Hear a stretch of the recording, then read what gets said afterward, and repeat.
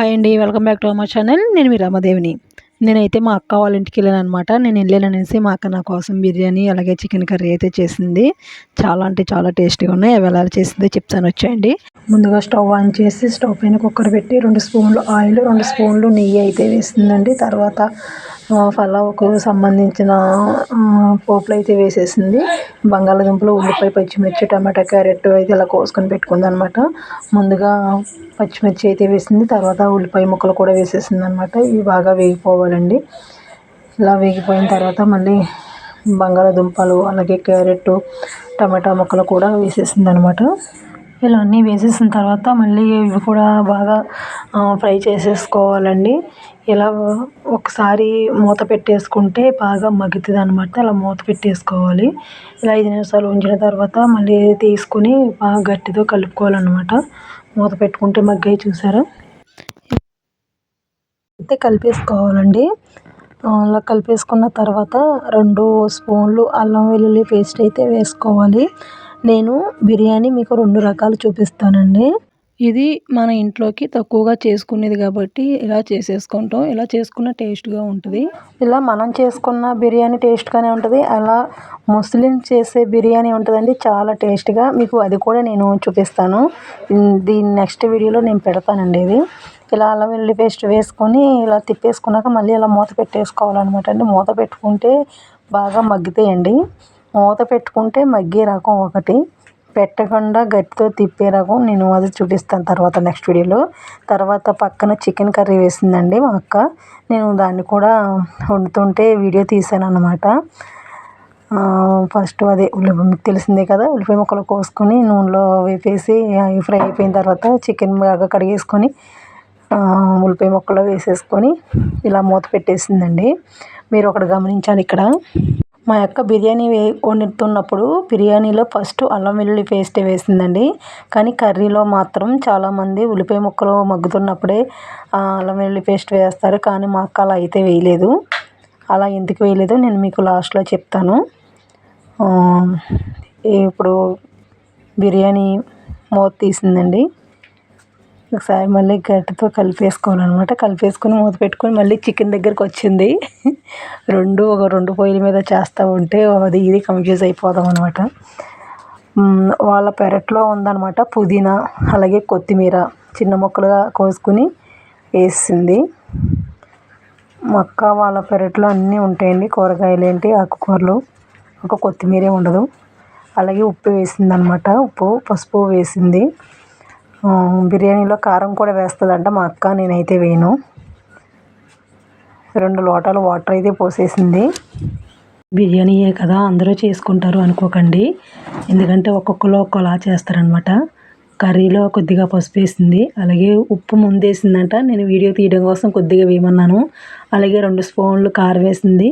కర్రీలో కూడా పుదీనా కొత్తిమీర కూడా వేసింది. మా అక్క కర్రీలో అన్నీ వేసింది కానీ అల్లం వెల్లుల్లి పేస్ట్ వేయలేదు, చూసారా? అల్లం వెల్లుల్లి పేస్టు కూరలో లాస్ట్ వేసుకోవాలంటండి. యాంటీ ఆక్సిడెంట్లు నిలుస్తాయట అప్పుడు వేసుకుంటే. అలాగే కూర కూడా రుచిగా ఉంటుంది. అలాగే అల్లం వెల్లుల్లి పేస్ట్ రుచి కూడా వస్తుందంటండి.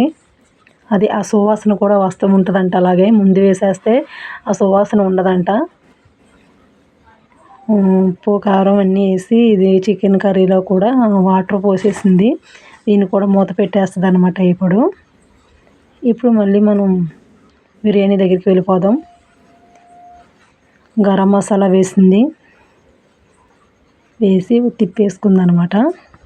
బిర్యానీ వండుకునేటప్పుడు అల్లం వెల్లుల్లి పేస్ట్ ముందు వేసుకుంటే వేగి అది బిర్యానీకి అది టేస్ట్ వస్తుందంట. కర్రీకి అయితే మాత్రం లాస్ట్ ఏదో 10 నిమిషాలు ముందు దింపుకుంటాం అనగా వేసుకుంటే ఆ సువాసన అది ఉంటుందంట అని మా అక్క చెప్పింది. యాంటీ ఆక్సిడెంట్లు ఉంటాయి అనేది మాత్రం నేను చదివానండి, ఒక పుస్తకంలోనే చదివాను. ఎసరు కాగిందండి, రైస్ కూడా వేసేసింది, కుక్కర్ పెట్టేసింది అనమాట విజిల్. ఈ విజిల్ వచ్చేటప్పటికి మనం కూరకి అయితే వచ్చేద్దాం. కూర ఉడకట్టిందండి. ఇప్పుడు వేస్తుందండి మా అక్క అల్లం వెల్లుల్లి పేస్ట్, అలాగే గరం మసాలా కూడా వేస్తుంది. మా అక్క గరం మసాలా ఇంట్లోనే రెడీ చేసుకుంటుంది, బయట గరం మసాలా అవి బయట కొందనమాట. ఇలా కలిపేసుకుని కూర అంతా మళ్ళీ మూత పెట్టేస్తుంది అనమాట అండి. ఇక్కడ కుక్కర్ విజిల్ అయితే వచ్చేసింది.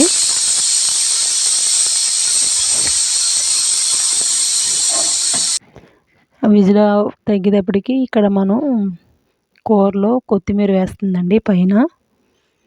మా అక్క వండితే కూరలు చాలా బాగుంటాయండి. నాకు మా అక్క అంత బాగా రావు. తను వండే ప్రతిదీ ఒక రీజనబుల్గా ఉండిద్ది అనమాట. నాకైతే అలా రాదు, ఏదో వండేస్తాను అంతే.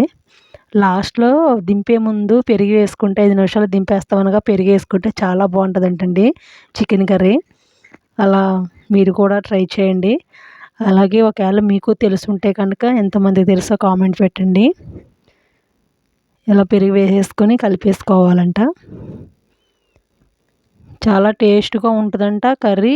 అలాగే ముక్క కూడా దేనికది విడిపోతుందంటండి, బాగుంటుందంట. అలా మూత పెట్టేసుకుని ఇంకా దాని పని చికెన్ అయిపోయినట్టే. అలాగే బిర్యానీ కూడా విజిల్ తీసేసిందండి.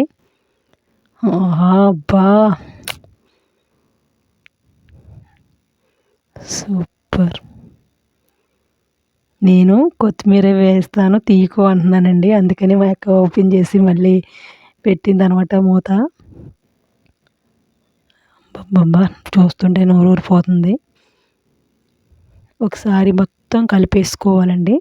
కలిపేసుకున్న తర్వాత ఇంకేముంది, పళ్ళల్లో పెట్టేసుకొని వడ్డించేసుకొని తినేయడమే. ఈ వీడియో ఇప్పుడు చేసిందైతే కాదండి. నేను పండగ 10 రోజులు ఉందనగా నేను మా అక్క వాళ్ళ ఇంటికి వెళ్ళాననమాట. అప్పుడు నా కోసం చేసింది స్పెషల్‌గా. ఎందుకంటే నేను ఎప్పుడు వాళ్ళ ఇంటికి వెళ్ళినా ఏదో ఒక వారం నేను ఆదివారం, మంగళవారం అన్నీ తింటాను. మిగతా రోజుల్లో నేను అన్నీ తినననమాట.